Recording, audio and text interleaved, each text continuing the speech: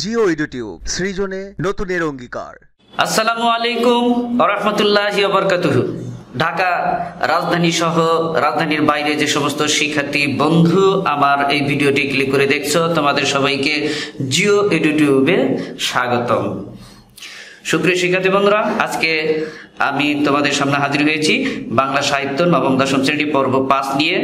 ধারাবাহিক পর্ব চলছে কবিতা জুতা আবিষ্কার, কবি বিশ্বকবি রবীন্দ্রনাথ ঠাকুর। আমরা এখনো জুতা আবিষ্কার করতে পারিনি বন্ধুরা। কবিতাটা প্রলম্বিত কবিতা, ১০০ লাইনের কবিতা। আমরা ইনশাল্লাহ জুতা আবিষ্কার করে ছেড়ব কবির মাধ্যমে।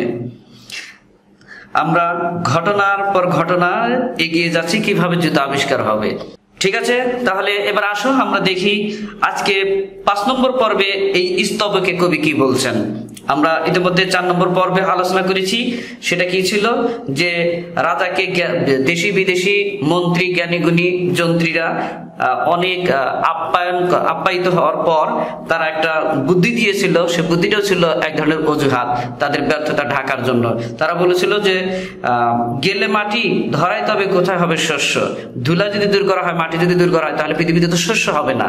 এই কথা রাজার কাছে বললে রাজা তাদের কাছে বলছিলেন যে তাহলে তোমরা পণ্ডিত কেন, তোমরা পণ্ডিত রয়েছে কেন আমার রাজ্যতে।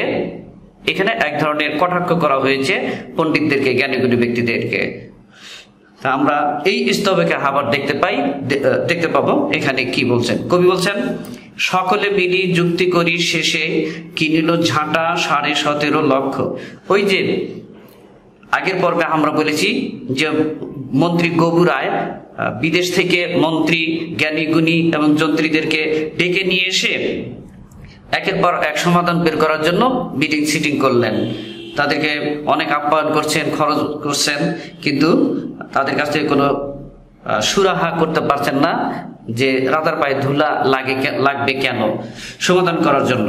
তখন তারা কি করছে, একের পর এক সকলে মিলি মানে একসঙ্গে বসে সবাই মিলে যুক্তি করি, নানান রকমের যুক্তি চিন্তা ভাবনা করে শেষে কি করলো, কিনল ঝাঁটা কিনলো, ঝাড়ু কিনলো, যা দিয়ে ঝাড়ু দেওয়া হয়, পরিষ্কার করা হয়, ক্লিন করা হয়।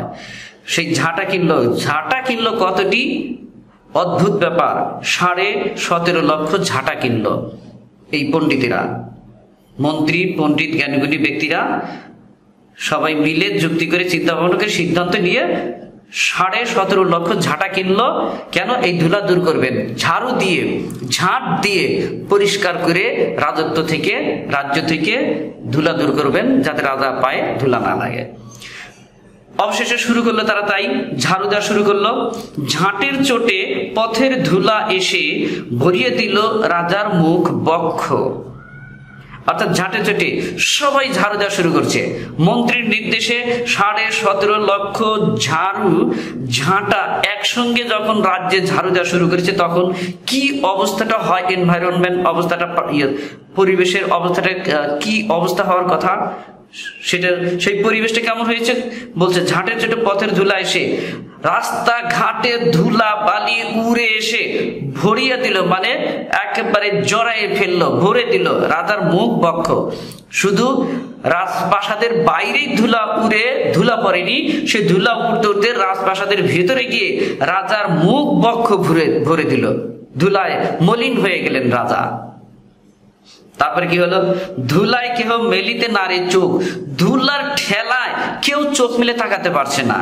মেলিতে নারে চোখ মানে হলো চোখ মেলতে পারছে না, তাকাতে পারছে না, দেখতে পারছে না। ধুলা চোখের মধ্যে যাচ্ছে, চোখ ডলাডলি শুরু করে দিয়েছে। ধুলার মেঘে পড়িল ঢাকা সূর্য। এত ধুলা উঠছে যে ধুলা যেন মেঘে পরিণত হয়েছে, মেঘে রূপান্তরিত হয়েছে।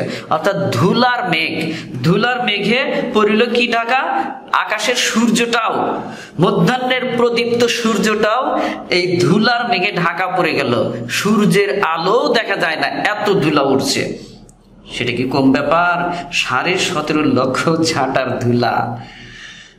ধুলার বেগে কাশিয়ে মরে লোক, ধুলার বেগে তার মানে হলো ধুলা এতটাই গতিবেগে উঠছে যে ধুলা কাউকে রক্ষা করছে না, নাকে মুখে ছিদ্র দিয়ে ঢুকে কাশির ব্যবস্থা করে দিয়েছে। সবাই কাশতে শুরু করলো, অ্যাজমা রোগে আক্রান্ত করে ফেললো।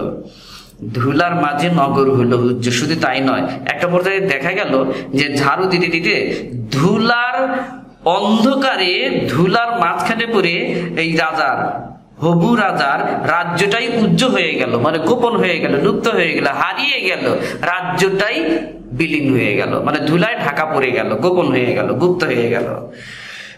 কহিল রাজা, অবশেষে তাদের এই অবস্থা দেখে রাজা বললেন, কি বললেন?